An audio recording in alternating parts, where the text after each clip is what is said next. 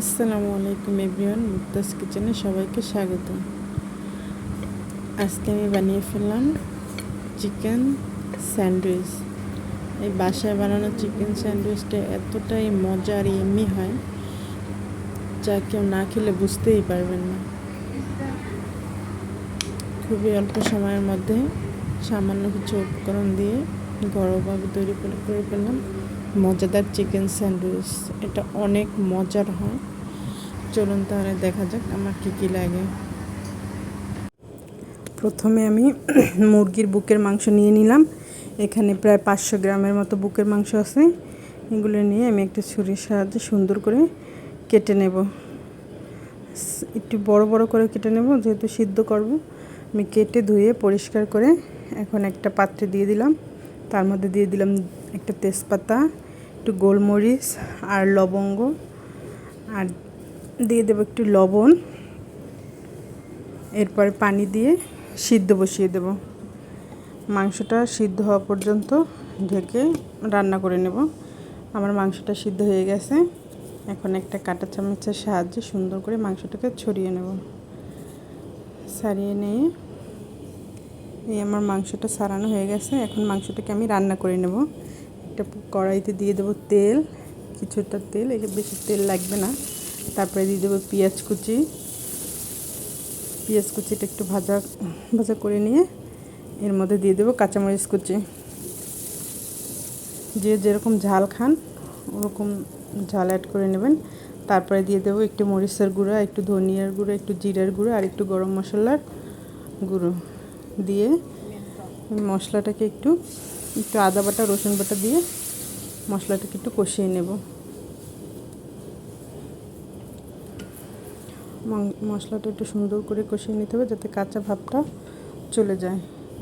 এরপর আমি দিয়ে দেবো একটু সয়া সস, সিরকা, আর দেব কিছুটা লবণ।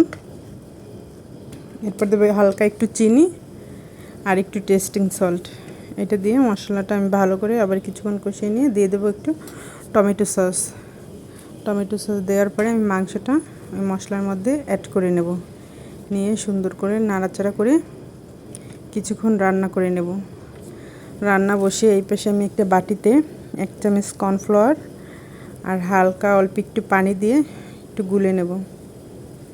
গুলে তারপরে আমি মাংসটার মধ্যে কর্নফ্লাওয়ার মিশ্রণটা দিয়ে দেব। আমি এখানে মাঝখানে একটু গাজর কুচি দিয়েছিলাম, সেটা স্কিপ হয়ে গেছে। আপনারা চাইলে একটু গাজর কুচি অ্যাড করতে পারেন। আমি এখানে সামান্য একটু গাজর কুচি অ্যাড করেছি। আমার মাংস রান্নাটা হয়ে গেছে। এখন আমি একটা বাটিতে মাংসটা ঢেলে নেব। মাংস রান্নাটা দেখতে কিন্তু কালারটা কিন্তু অনেক সুন্দর হয়েছে। তারপর নিয়ে নেব মেয়োনিজ। এই মেয়োনিজটা কিন্তু আমি নিজে বাসায় বানিয়েছি। একদিন আপনাদের সাথে মেয়োনিজের রেসিপি শেয়ার করব ইনশাল্লাহ। তারপরে মেয়োনিজের ভিতরে দিয়ে দেবো কিছুটা টমেটো সস, দিয়ে দুইটাকে মিক্স করে এরকম একটা সস বানিয়ে নেব।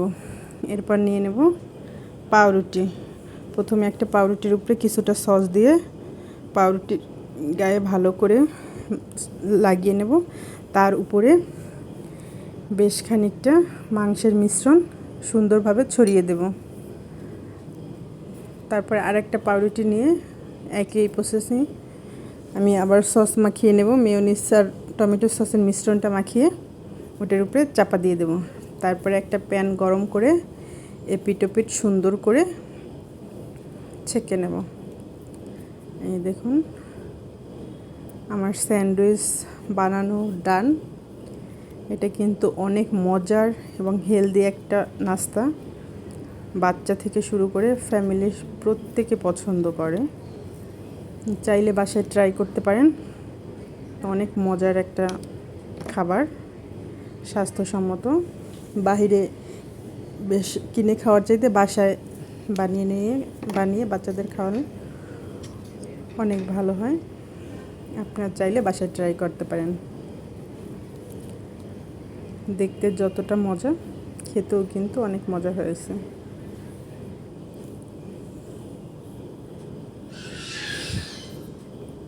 আমি এখন পরিবেশন করব। আল্লাহ হাফেজ সবাইকে।